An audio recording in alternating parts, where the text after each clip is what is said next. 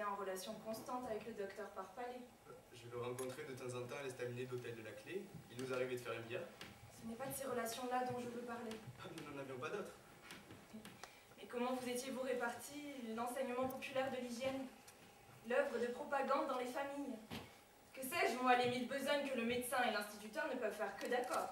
Nous étions rien répartis du tout. Quoi?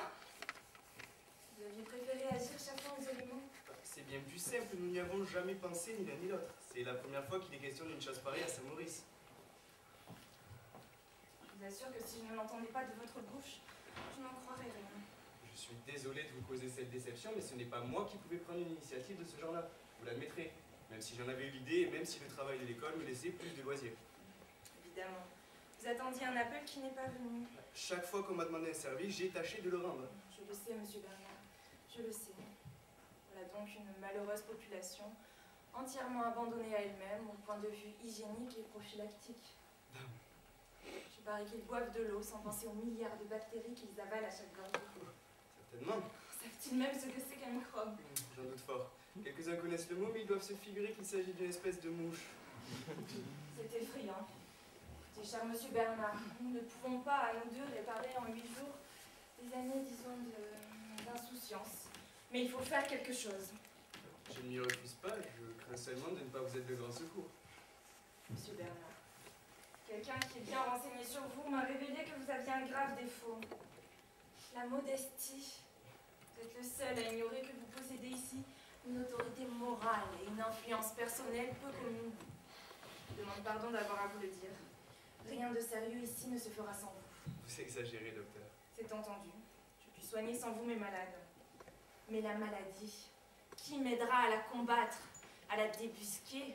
Qui instruira ces pauvres gens sur les périls de chaque seconde qui assiègent leur organisme? Qui leur apprendra qu'on ne doit pas attendre d'être mort pour appeler le médecin? Ils sont très négligents, je n'en disconviens pas. Commençons par le commencement. J'ai ici la matière de plusieurs causeries de vulgarisation, de notes très complètes, de bons clichés et une lanterne. Vous arrangerez tout cela comme vous savez le faire. Tenez pour débuter une conférence toute écrite, ma foi, et très agréable sur la fièvre typhoïde, les formes insoupçonnées qu'elle prend, ses véhicules innombrables, eau, pain, lait, coquillages, légumes, salades, haleine, poussière, etc. Les semaines et les mois durant lesquels elle couve sans se trahir, les accidents mortels qu'elle déchaîne soudain, les complications redoutables qu'elle charrie à sa suite, le tout agrémenté de jolies vues. Bacilles formidablement grossis, détails d'excréments typhiques, ganglions infectés, perforation d'intestin, en noir, en couleur, des roses, des marrons, des jaunes et des blancs verdâtres que vous imaginez. C'est que je suis très impressionnable. Si je me plonge là-dedans, je n'endormirai plus. Voilà justement ce qu'il faut. Je veux dire, voilà l'effet de saisissement que nous devons porter jusqu'aux entrailles de l'auditoire. Vous, monsieur Bernard, vous vous y habituerez. Qui n'endorment plus, car leur tort est de dormir, dans une sécurité trompeuse dont les réveille trop tard le coup de foudre de la maladie. Je n'ai pas déjà une santé si solide. Mes parents ont eu beaucoup de peine à m'élever. Je sais bien que sur tous vos clichés, tous ces microbes ne sont qu'en reproduction, mais enfin... Ceux que notre première conférence aurait laissé froid, j'en tiens une autre, dont le titre n'a l'air de rien, les porteurs de germes. Il est démontré, clair comme le jour, à l'aide de cas observés, qu'on peut se promener avec une figure ronde, une langue rose, un excellent appétit, et receler dans tous les replis de son corps des triomphes de bacilles de la dernière virulence capable d'infecter un département. Fort de la théorie et de l'expérience, j'ai le droit de soupçonner le premier venu d'être un porteur de germes.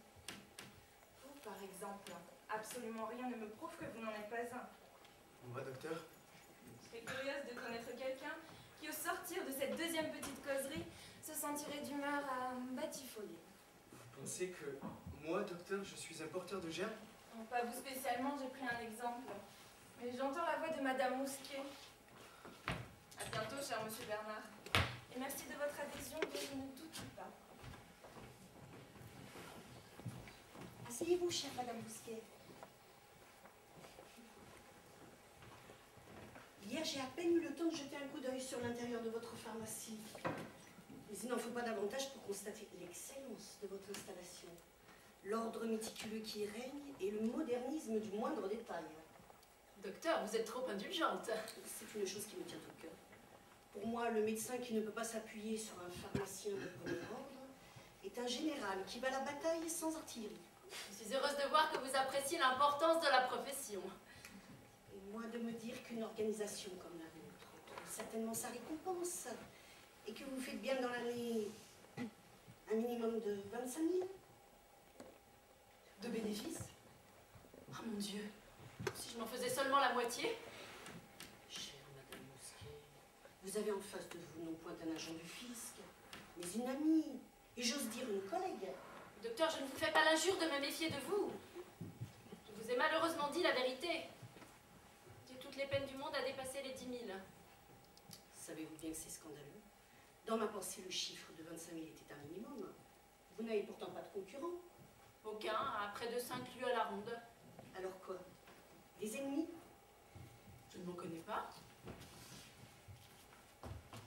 Jadis, vous n'auriez pas eu d'histoire fâcheuse? Une distraction? 50 grammes de laudanum en place d'huile de ricin, c'est si vite fait. Mais pas le plus minime incident, je vous prie de le croire. En 20 années d'exercice. Alors, j'aurais pu m'y informer d'autres hypothèses. Mon prédécesseur était-il au-dessous de sa tâche? C'est une affaire de point de vue. Encore une fois, cher Madame Mousquet, nous sommes strictement entre nous. Le docteur Parpal est un excellent homme. Nous avions les meilleures relations privées. Mais... On ne ferait pas un gros volume avec le recueil de ses ordonnances. Ah, ça vous l'avez dit. Quand je rapproche tout ce que je sais de lui maintenant, j'en arrive à me demander s'il croyait en la médecine. Dans les débuts, je faisais loyalement mon possible. Dès que les gens se plaignaient à moi, et que cela me semblait un peu grave, je les lui envoyais. Bonsoir, je les voyais plus revenir. Ce que vous me dites m'affecte plus que je ne voudrais. Nous avons, chère Madame Mousquet, deux des plus beaux métiers qu'on connaisse. N'est-ce pas une honte que de les faire peu à peu déchoir du haut degré de prospérité et de puissance où nos devanciers les avaient mis? Le mot de sabotage me vient aux lèvres. Oui, certes. Toute question d'argent à part. Il y a conscience à se laisser glisser ainsi au-dessous de la mercière et de l'épicière. Je vous assure, docteur, que mon mari serait bien en peine de se payer les costumes et les chapeaux que le mari de la mercière arbore semaines et dimanches. Taisez-vous, cher ami, vous me faites mal. C'est comme si j'entendais dire que la femme d'un président de chambre en est réduite à laver le linge de sa boulangère pour avoir du pain. Oh, si monsieur Mousquet était là, vos paroles lui iraient à l'âme. Dans un canton comme celui-ci, nous devrions, vous et moi, ne pas pouvoir suffire à la besogne. C'est juste. Je pose un principe que tous les habitants du canton sont ipso facto nos clients désignés.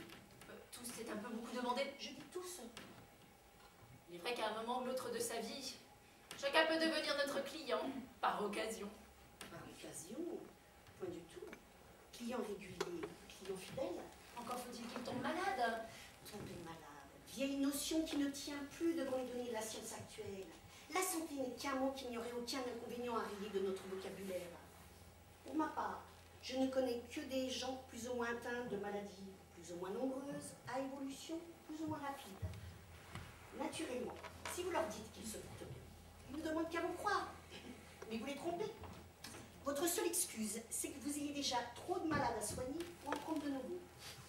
En tout cas, c'est une très belle théorie. Théorie profondément moderne, Madame Mousquet, réfléchissez-y. Et toute proche parente de l'admirable idée de la nation armée qui fait la force de nos États. Vous êtes un penseur, vous, docteur Knock. Et les matérialistes auront beau soutenir le contraire, la pensée mène le monde. Écoutez-moi. Je suis peut-être présomptueuse. D'amères désillusions me sont peut-être réservées. Mais si dans un an, jour pour jour, vous n'avez pas gagné les 25 000 francs nets qui vous sont dus, si M. Mousquet n'arbore pas les costumes et les chapeaux que sa condition exige, je vous autorise à venir me faire une scène ici, et je tendrai les 2 jours pour que vous me déposiez chacun un souffle. Docteur, je serais une ingrate si je ne vous remerciais pas avec effusion, et une misérable si je ne vous aidais pas de tout mon pouvoir. soir. Bien, bien. Comptez sur moi. Comme je compte sur vous. Rien. Prévenez les nouveaux arrivants qu'à partir de 11h30, je ne peux plus recevoir personne. Au moins en consultation gratuite. C'est vous qui êtes la première, madame. Vous êtes bien du canton. Je suis de la commune. De Saint-Maurice même. J'habite la grande ferme, qui est sur la route de Luchère. Ah, elle vous appartient. Oui, à mon mari et à moi. Si vous l'exploitez vous-même, vous devez avoir beaucoup de travail. Pensez, monsieur, 18 vaches, 2 bœufs, 2 taureaux, la jument et le poulain, 6 chèvres, une bonne douzaine de cochons, sans compter la basse-cour. Bien. Et vous n'avez pas de domestique? Ah, mais si, 3 valets, une servante et les journaliers dans la belle saison. Je vous plains. Il ne doit guère vous rester de temps pour vous soigner. Oh non, Et pourtant, vous souffrez. ce n'est pas le mot. C'est plutôt de la fatigue. Ouais. Hein. On appelait ça de la fatigue. Ouvrez la bouche. Oh, oh, oh, oh, oh. Vous ne devez pas avoir beaucoup d'appétit. Non? Vous êtes constipé. Oui, assez. Levez-vous.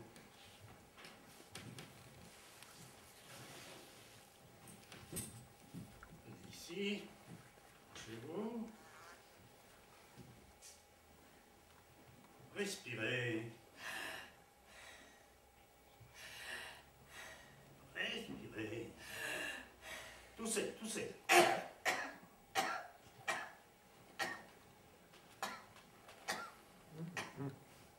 Vous n'êtes jamais tombé d'une échelle étant petit? Je ne me souviens pas. Vous n'avez pas mal ici le soir, en vous couchant? Oui, Sorte de courbature. des fois. Essayez de vous rappeler. Ça devait être une grande échelle. Ça se peut bien. C'était une échelle de 3,50 m, pliée contre un mur. Vous êtes tombé à la renverse. C'est la fesse gauche, heureusement, qui a planté. Vous aviez déjà vu le docteur Parpalais? Ah non, jamais. Et pourquoi? Il ne donnait pas de consultation gratuite. Ouais, asseyez-vous. Vous vous rendez compte de votre état? Non. Tant mieux. Vous avez envie de guérir ou vous n'en avez pas envie? J'ai envie. J'aime mieux vous prévenir tout de suite que ça sera très long et très coûteux. Ah mon Dieu, mais pourquoi ça? Parce qu'on ne guérit pas en 5 minutes un mal qui traîne depuis 40 ans. Depuis 40 ans? Oui, depuis que vous êtes tombé de votre échelle. Et combien est-ce que ça me coûterait? Combien valez-vous actuellement? Oh, ça dépend des marchés et de la grosseur. Mais on en a guère de propre à moins de 400 ou 500 francs. Et les cochons gras? Oh, il y en a qui font plus de 1000. Ouais. Eh bien, ça vous coûtera 2 cochons et 2 veaux. Ah là là, près de 3000 francs. C'est une désolation, Jésus-Marie. Si vous aimez mieux faire un pèlerinage, je ne vous en empêche pas. Oh, un pèlerinage, ça revient cher aussi. Et ça ne réussit pas souvent. Ouais. Mais qu'est-ce que je peux donc avoir de si terrible que ça? Je vais vous expliquer ça en 1 minute, au tableau noir.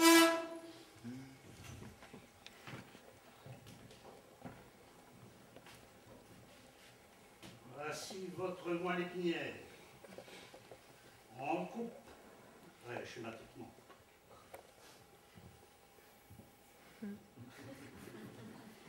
Vous reconnaissez ici votre faisceau de turc.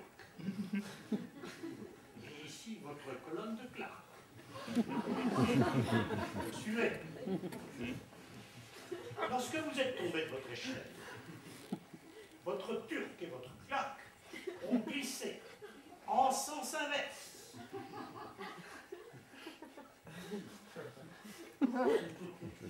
De quelques dixièmes de minute. Vous me direz, c'est peu de chose, évidemment. Mais c'est très mal placé. Et en plus, vous avez un tiraillement qui s'exerce sur les multipolaires. Mon Dieu! Marguerite, vous ne mourrez pas du jour au lendemain. J'aurai le temps. Oh, j'ai bien du malheur de tomber de cette échelle. Je me demande même s'il ne vaudrait pas mieux laisser les choses en l'état. L'argent est si dur à gagner, et puis les années de vieillesse, on en a toujours assez, pour le plaisir qu'elles donnent. Et en faisant ça plus grossièrement, vous ne pourriez pas me guérir moins cher, à condition que ce soit bien fait, tout de même. Ce que je peux vous proposer, c'est de vous mettre en observation. Ça ne vous coûtera pratiquement rien. Au bout de quelques jours, vous vous rendrez compte par vous-même de la tournure que prendra le mal. Et vous vous déciderez. Oui, c'est ça. Bien, vous allez rentrer chez vous. Vous êtes venu en voiture. Non, à pied. Ah, il faudra tâcher de trouver une voiture. Vous vous coucherez en arrivant. Une chambre où vous serez seul autant que possible. Faites fermer les volets et les rideaux pour que la lumière ne vous gêne pas. Défendez quand vous parle. Aucune alimentation solide pendant une semaine. Une semaine. Un verre d'eau de Vichy toutes les 2 heures. Et à la rigueur, une moitié de biscuit. Une moitié de biscuit. Matin et soir, plongé dans un bois de lait. Mais j'aimerais mieux que vous vous passiez de biscuit. Vous ne direz pas que je vous donne des remèdes coûteux. À la fin de la semaine, nous verrons comment vous vous sentez.